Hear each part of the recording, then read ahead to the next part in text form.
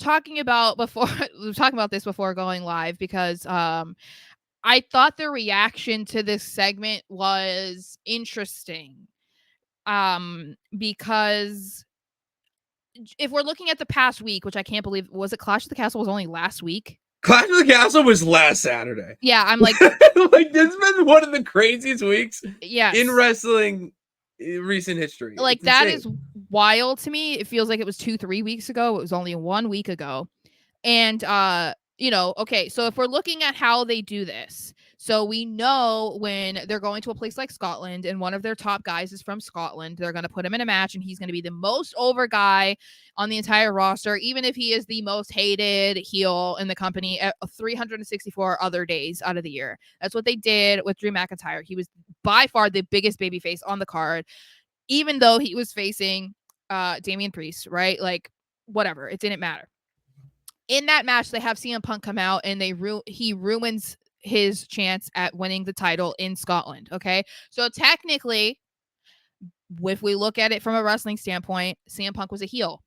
He was a heel that night because you were in Scotland and they were all behind Drew McIntyre. Okay. So we look at that logic. But for some reason, everybody is a CM Punk fan. So they did not view him as a heel. But then we fast forward to SmackDown. They're in Chicago. Drew decides that he wants to beat that ass on CM Punk, and that's exactly what he did. Then he's more hated, and everyone's coming at people on Twitter that are defending Drew, saying like, "Did you see what Drew did to Punk? Like that was so messed up." Blah blah blah blah. Are we forgetting what he just did to Drew?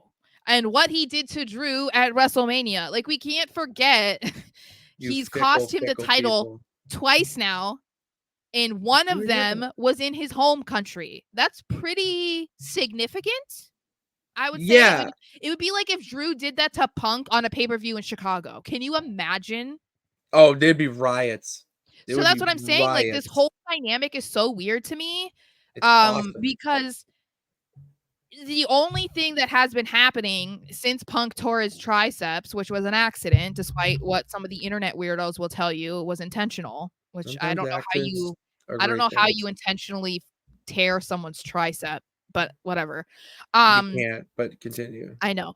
So, ever since then, all Drew has really done is talked. All he said is talked his trash, saying blah, blah, blah, blah, blah, right? And that has really hurt CM Punk's feelings. So he has lashed out by making sure that he set it up to make Damian cash in on him at WrestleMania. And then he made sure that he could not win at Clash at the Castle in his hometown and leave the hometown hero as the champion. Drew has sat back and done nothing because he couldn't, because Punk was on the shelf, right? And instead, Drew finally retaliates after being kicked in the balls. I think that people need to remember that too. Yeah, legit. Pat McAfee punt. Yes. So he took it out on Punk, and for some reason, Drew's the bad guy. I'm just kind of confused. Like, you would have expected this if the situation were reversed. If Drew did that to CM Punk in Chicago, made sure 2 times that he didn't win the championship or he lost it, whatever. Do we really think that Punk would have just sat back and been like, it's okay, he was just mad? No, he would have been trying to kick Drew's ass all over the place. All over the building. Like, yeah, there's a lot of hypocrisy going on, Sarah. Yeah, it's just a lot. But yeah, I think it is an interesting development in their storyline. And to me, it kind of almost signaled that maybe Punk did not get cleared.